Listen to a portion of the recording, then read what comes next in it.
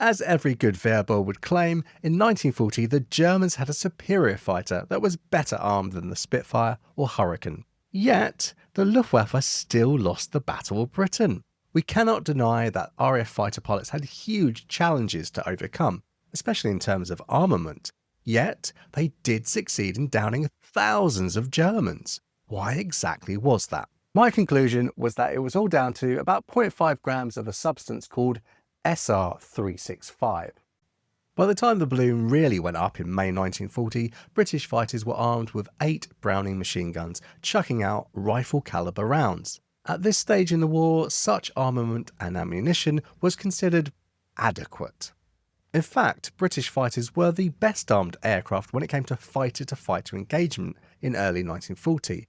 But let's not forget, both the Hurricane and Spitfire were interceptors, and shooting down snappers was not their raison d'etre.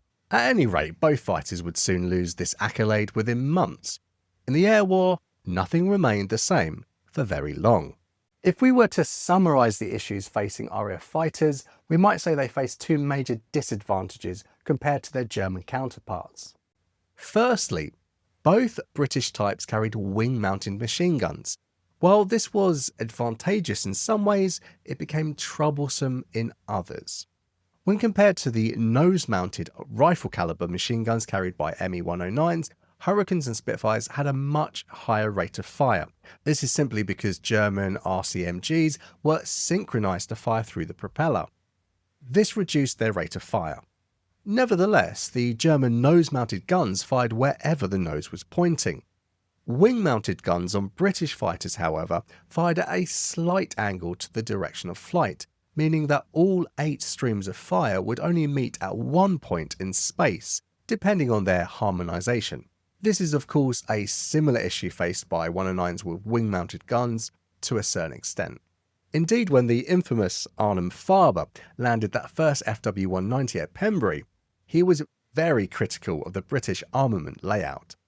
In subsequent interrogations, he and other captured German pilots thought the design misguided and perhaps even distracting for the pilot. They considered that traces coming in from the sides could upset a pilot's concentration when firing his guns. Incidentally, they also thought the use of 8 machine guns just a waste of ammunition.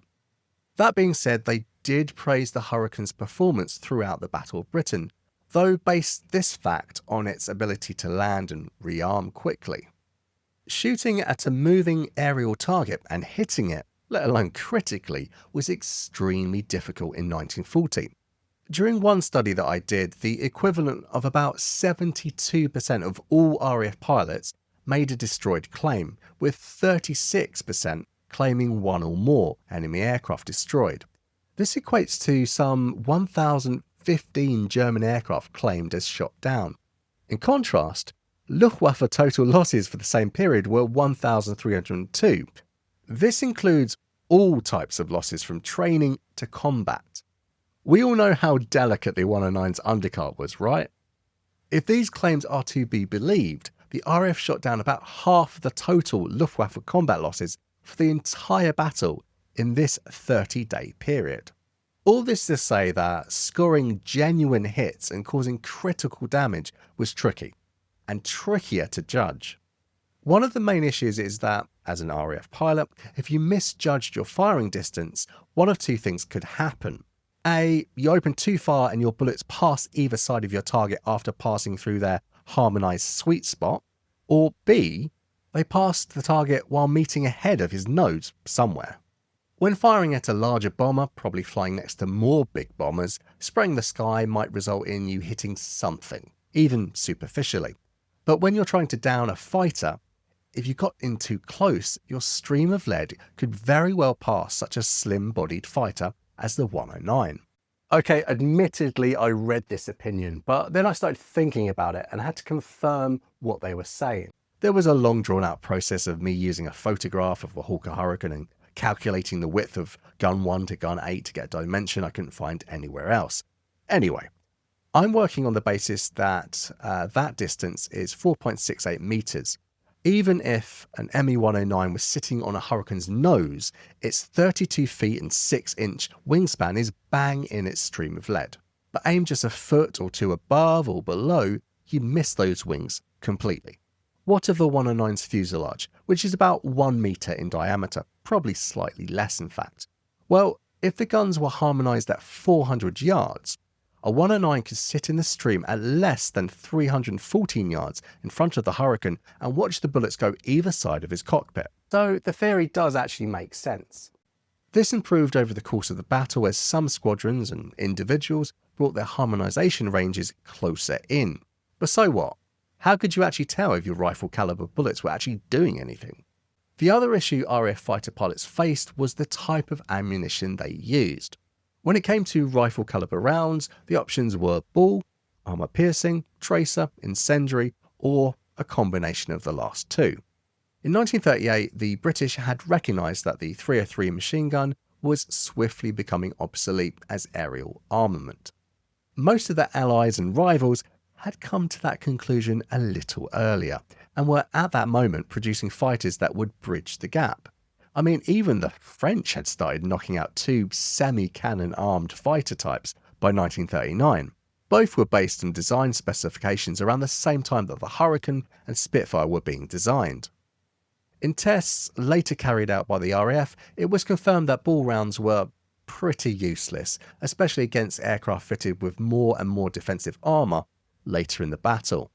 Sure, if it hit a person, it did what it was supposed to, but for aircraft it did very little unless you wanted to give the enemy more ventilation. At best, a ball round might hit something vital, such as a control cable or a tin of tomato soup.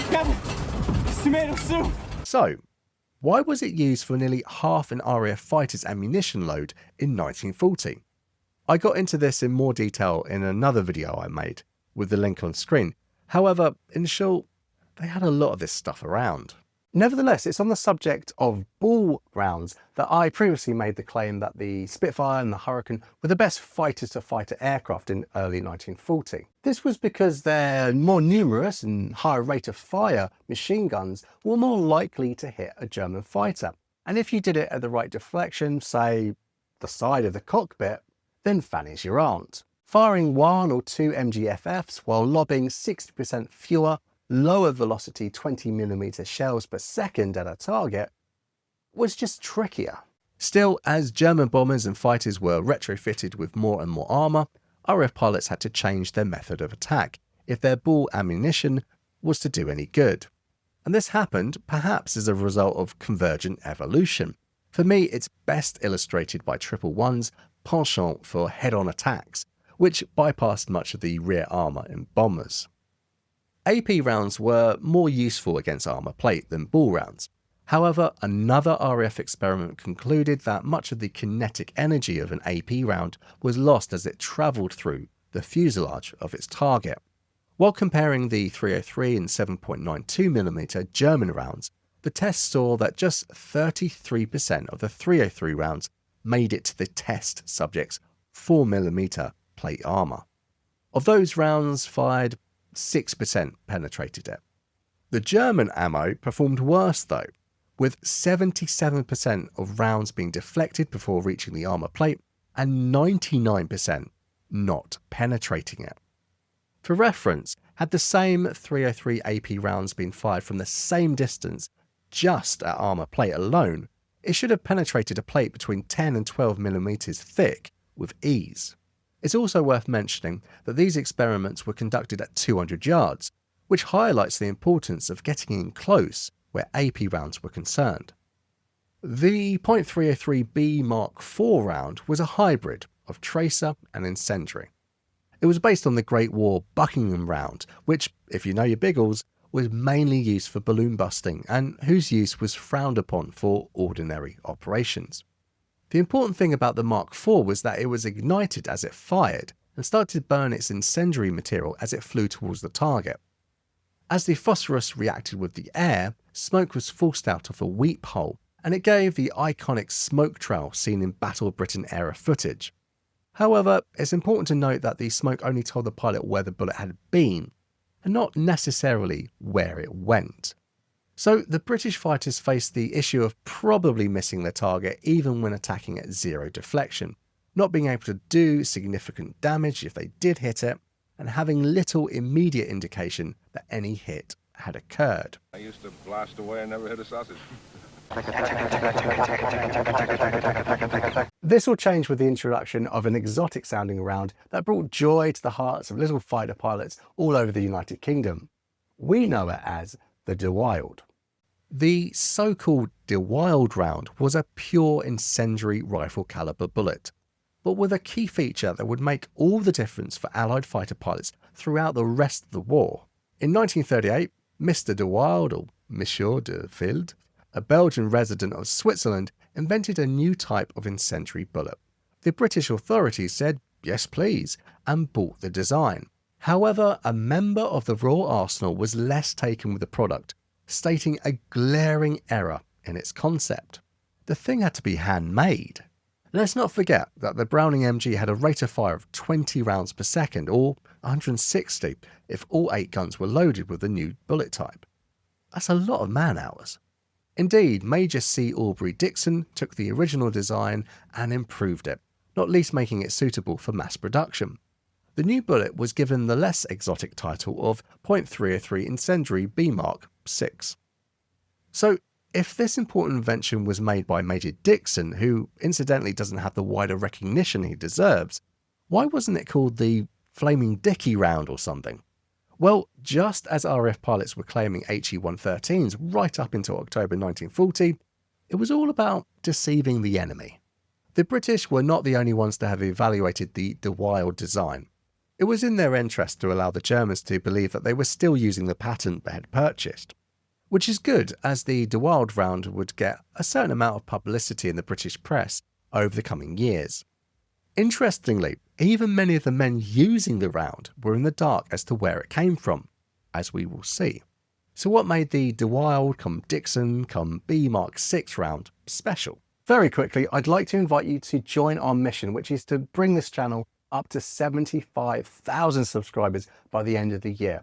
If you're already subscribed, thank you so much for your support. If you've seen one or two of these videos and you're not a subscriber, then why not subscribe now?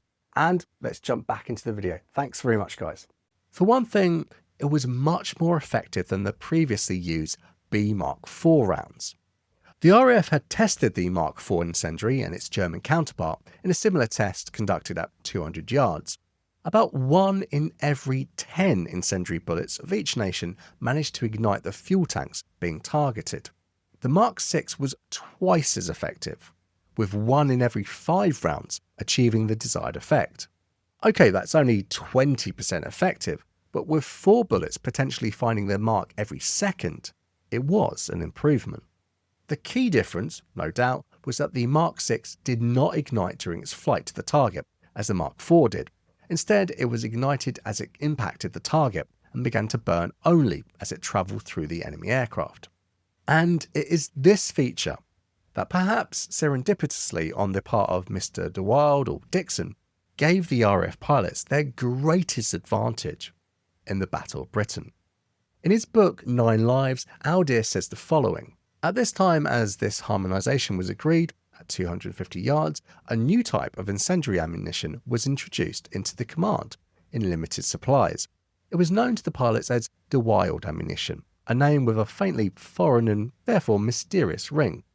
In fact, we were given to understand that it was a Belgian inventor, which had been brought to England on the fall of that country. Production was not fully underway, hence the limited supplies.